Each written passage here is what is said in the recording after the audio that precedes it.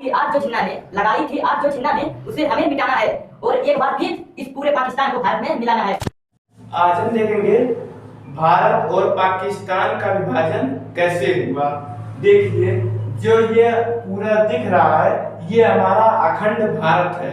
ये हमारा अखंड भारत है। इस अखंड भारत में का विभाजन कैसे हुआ, तो यहाँ पर जो हमारे अखंड भारत है, जब हम गुलाम थे और आजाद होने वाले से 15 अगस्त 1947 को, उससे पहले यहाँ पर जो गुलाम थे वहाँ पे कौन था? हिंदू भी रहते थे और मुसलमान भी रहते थे। मुसलमान की जो संख्या थी वो 20% थी और जो हिंदुओं की संख्या थी वो 80% थी। तो उसमें एक मुसलमान था, कौन? जिन्ना। कौन था? जिन्ना।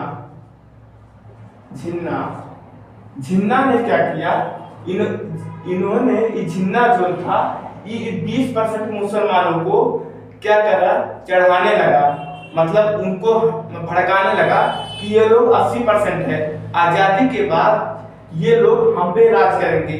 इस समय जो है हम लोगों को अपना विभाजन करा लेना चाहिए। जब अंग्रेज हमें आजादी देंगे उस समय क्या करना है, हमें भी अपने लिए आजादी के लिए हमें भी एक देश की मांग करनी चाहिए। तो इसमें जिन्ना ने इन 20% मुसलमानों को क्या किया, भड़का दिया। और 20% मुसलमानों को भड़काने के बाद वो जो 20% मुसलमान भारत के प्रत्येक कोने में रहते थे, क्या रहते, अलग अलग जगह पर रहते थे। तो उस समय क्या हुआ, एक समय आया जब धीरे धीरे हमारे आजादी का दिन नजदीक आने लगा, तो उस समय क्या हुआ, यहाँ हिंदू और मुसलमानों में क्या होने लगी, लड़ाई होने लगी। क्योंकि इसने इन्हें चढ़ा दिया था कि अब देखो इन आजाद होने के बाद ये हम पे क्या करेंगे, शासन करेंगे। इसलिए इन दोनों में क्या होने लगे, लड़ाई होने लगी। उस समय महात्मा गांधी वहां पे नहीं थे, वो जेल में थे। तो इसमें क्या हुआ, जब ये लड़ने लगे, हिंदू और मुसलमान क्या होने लगे, लड़ने लगे।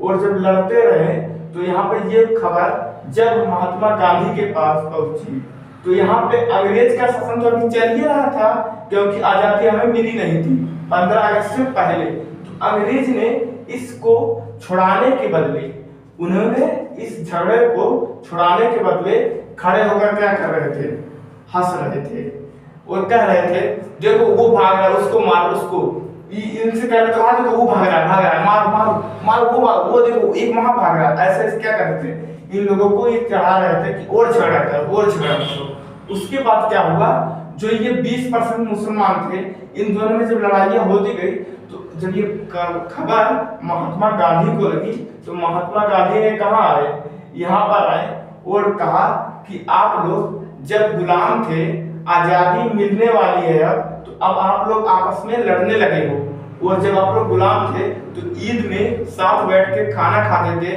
दिवाली में साथ बैठ के खुशियां मनाते थे, और आज आप लोग आजादी के समय आप लोग एक दूसरे से लड़ रहे हो, खून के प्यासे हो गए हो। इसमें महात्मा गांधी ने ऐसा कहा। तो उस समय जो इतने लोग थे इस पूरे जगह पे, महात्मा गांधी पूरे जगह पे तो लड़ाई हो रही थी, क्योंकि जिन्ना ने पूरा क्या किया था, चढ़ा दिया था।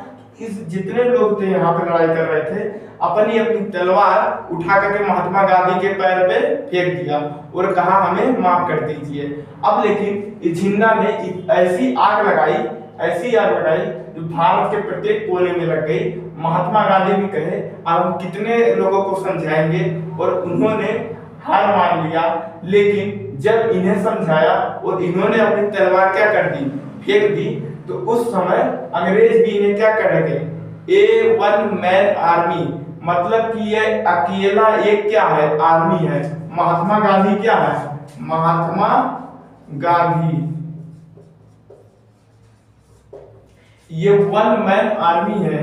एक आर्मी अकेला पूरे झगड़े को सुलझा दिया, जो अंग्रेजों ने केवल क्या करे, तमाशा देख रहे थे यहाँ पर आकर के। इसके बाद अंग्रेजों ने इन्हें क्या कहा, वन मैन आर्मी। क्या कहा, वन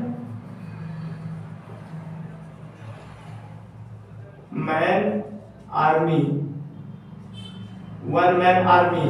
अंग्रेजों ने कहा किसे, महात्मा गांधी को। और उस समय क्या हुआ, महात्मा गांधी चाहते थे कि ये विभाजन ना हो, लेकिन जिन्ना की मांग थी कि हमें एक अलग से क्या चाहिए, तेल बनाने के लिए चाहिए। तो 14 अगस्त 1947 कब 14 अगस्त 1947 को क्या कर दिया गया, पाकिस्तान और यहाँ इस पूरे एक लाइन खींची गई। ये लाइन ब्रिटिश ने खींची थी, क्योंकि हमें आजादी 15 अगस्त 1947 को मिली। 14 अगस्त को किसका शासन था, अंग्रेजों का। ये जो अंग्रेज थे वो यहाँ पर क्या कर दिया, लाइन खींच गई। और इस लाइन को हमने क्या कहा था, रेड क्लिफ लाइन। इसे क्या कहा, रेड क्लिफ रेखा। इसे क्या कहा, रेड क्लिफ रेखा। अब देखिए खींचने के बाद इस झिन्ना के जो आग लगाई, इसमें कई मुसलमानों कई हिंदुओं की क्या हुई, हत्या हुई। और उस समय जब हमें आजादी मिलने वाली थी 15 अगस्त को, सभी देश इतना खुश था। उसमें एक ऐसी आग लगी जिसमें इसमें हिंदुस्तान और पाकिस्तान का क्या हो गया, विभाजन हो गया। तो मुस्लिम धर्म के लोग यहाँ चले गए और हिंदू धर्म के लोग यहाँ रह गए। अब क्या हुआ कि देखिए जब अंग्रेज 15 अगस्त 1947 को जाने लगे, तो उन्होंने कहा कि अभी अगर कोई भी इंसान चाहता है कि पाकिस्तान में रहना, तो वो पाकिस्तान में भी रह सकता है। अगर कोई यहाँ से यहाँ भी आना चाहता है तो वह रह सकता है। तो यहाँ पे क्या हुआ, कुछ मुसलमान क्या हो गए, भारत आ गए। और कुछ जो हिंदुस्तानी थे वो कहाँ चले गए, पाकिस्तान में चले गए। तो यहाँ पे अधिकतर जनसंख्या क्या है, मुस्लिम है। और यहाँ पर क्या है, हिंदू है। तो हिंदू वाले मुस्लिम कुछ यहाँ आ गए और कुछ हिंदू यहाँ से कहाँ चले गए, पाकिस्तान में। और जब ये विभाजन हो गया, लाइन खींच गई, रेड क्लिफ लाइन, तो ऐसे हो गया क्या, पूरा पाकिस्तान का विभाजन। इसमें किसका था, इस झिन्ना ने क्या किया था, चढ़ाया था। और इस अंग्रेजों ने हमें 15 अगस्त 1947 को क्या कर दिया।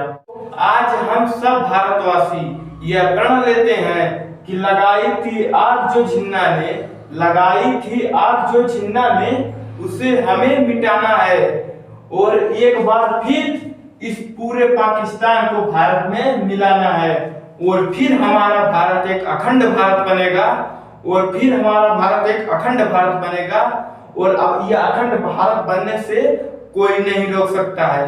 जय हिंद।